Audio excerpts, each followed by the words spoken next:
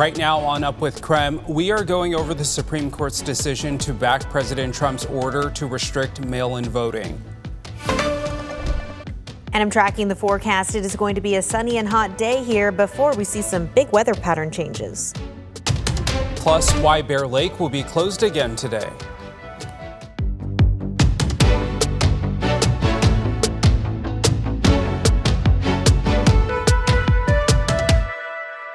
Good Tuesday morning. It is August 25th. I'm Tim Pham. We have Jenny Power here with us tracking a hot day today. Good morning, Jenny. We'll talk about the weather, but gosh, that sunrise behind you is just gorgeous this morning. It's very orange today. But yeah, are we tracking another hot day today? Oh yeah, Tim. I mean, taking a look at this sunrise, it's like my favorite thing now that sunrise is getting a little bit later and later because with more people being able to see it. So what we're waking up to are overall some more mild temperatures. It's 62 degrees right now in the Spokane area. Winds are light. Conditions overall are dry. Current temperatures over in North Idaho are pretty similar to what we're seeing in Spokane. 60 degrees in Coeur d'Alene, 61 right now in Sandpoint, but we're already looking at some low 70s south to Moscow. We have gotten some major improvements though when it comes to our current air quality conditions across the region. We are between good and moderate. Of course, areas that are closest and right downwind of where fires are burning are still experiencing some of the worst air quality, but we're seeing a bit more good air quality for eastern Washington and North Idaho. Over the next 12 hours, temperatures are going to climb. We're looking at highs in the 90s for Spokane, widespread sunshine and light winds. So it is going to feel very summery out there, even though more and more kids are headed back to the classroom. Speaking of that, a huge shout out to East Valley School District this afternoon as they get ready for the day. We are going to be seeing widespread sunshine, temperatures there reaching the mid 90s later on today. But if you're waiting for the bus stop, you might want a light jacket to get things started. But then it's definitely t-shirt weather for the second half of the day today. Also a reminder to stay hydrated. Hottest spot on the map though this afternoon is going to be south to the lower Palouse and into the LC Valley. This heat advisory even lasts through tomorrow. The full details of how long the high heat is sticking around in just a few minutes. But on your traffic impact this morning, let's get you out the door because of course more and more people are going back to work or maybe headed back to the classroom. I-90 in Flora, things are looking good. Traffic volumes are actually on the lower end. Across the region here, as we continue to take a live look, I've got I-90 and Maple. Traffic volumes have started to increase a little bit, but overall things are moving smoothly. No major collisions to report to you. So on our maps, we have been in the green. We'll continue to track this though as the morning commute goes on. Tim? All right, Jenny. Today in the East Valley School District, students are heading back to the classroom. And for many, that means hopping on a school bus to get there. But getting those buses on the roads comes at a cost, especially when fuel prices are on the rise. KREM 2's Regan Gallo is live for us this morning to explain how the district is cutting costs at the pump. Good morning, Regan. Good morning, Tim. Yes, it's another back to school morning, which I love. This morning, we're with East Valley School District, and we were talking about those gas prices. $350,000 more. That's how much the district tells me they spent in the last year compared to the year prior on fuel costs because of rising fuel prices that they've seen and we've seen across the country. So drivers are getting creative and going across the state line to save every dollar and cent they can. Now, district officials tell me the state oh, here we go back here. East Valley School District runs about 30 bus routes each day, covering both rural and urban areas. Amy Dollar, who has been driving for the school in a school bus for more than 30 years, says she can drive up to 150 miles a day, making fuel costs a big expense. AAA reports diesel in Spokane is now averaging $6.20 a gallon, up from $4.80 this time last year. That's why since March, East Valley bus drivers have been crossing the state line into Idaho to save money at the pump. And save over $1 a gallon for diesel. That is saving our community, our tax dollars, our school district a lot of money. I fuel up twice a week. We're not supposed to go below a half a tank, so that's 50 gallons. So just right there, if you just do the easy math, that's $50 a fill up, $100 a week.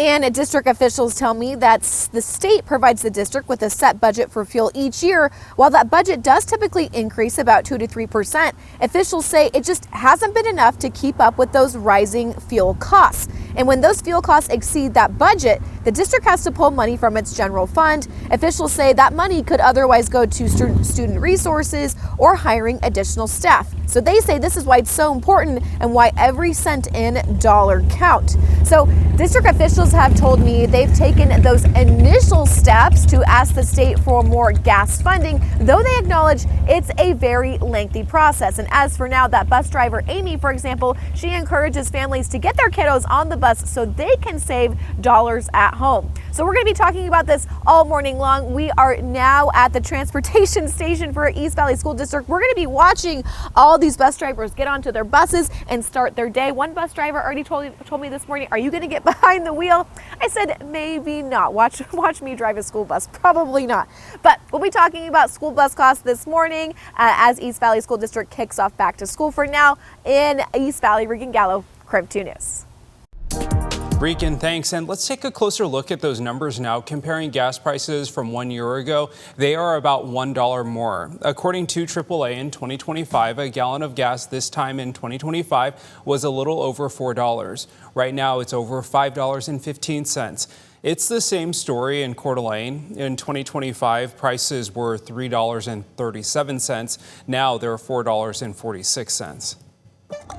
A new Supreme Court ruling could affect which voters can cast mail-in ballots. In a 6-3 decision, the court ruled that the Trump administration can move forward with implementing parts of a March executive order that tightens the rules on mail-in ballots. Under the order, DHS will compile a list of eligible voters in each state and have the U.S. Postal Service only deliver ballots to people who are on those lists. Multiple states, including Washington, filed challenges to block the proposals, arguing the order was unconstitutional since the states are in charge of their own elections.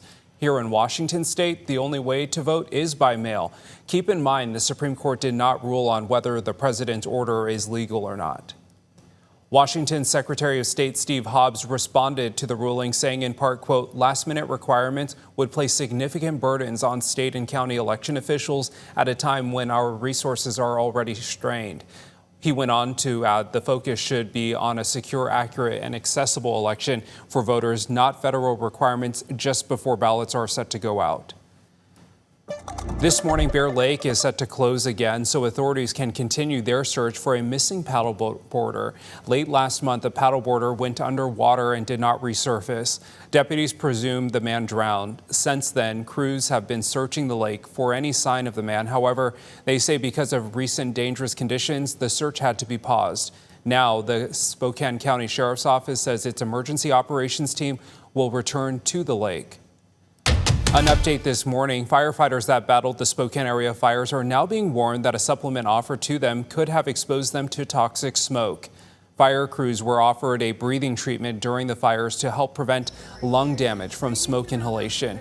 One of the drugs involved in that treatment was glutathione. It's a powerful natural antioxidant made by your body's cells, but it's also taken as a supplement through pills, IV treatment, and inhalation.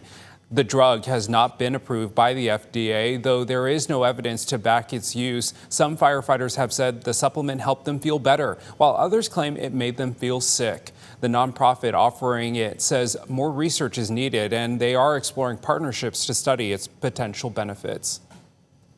For families who lost everything in the Spokane area fires, they are now in week 3 of figuring out what's next. KREM 2 Sydney Schofield spoke to one man who shared he's ready to move forward.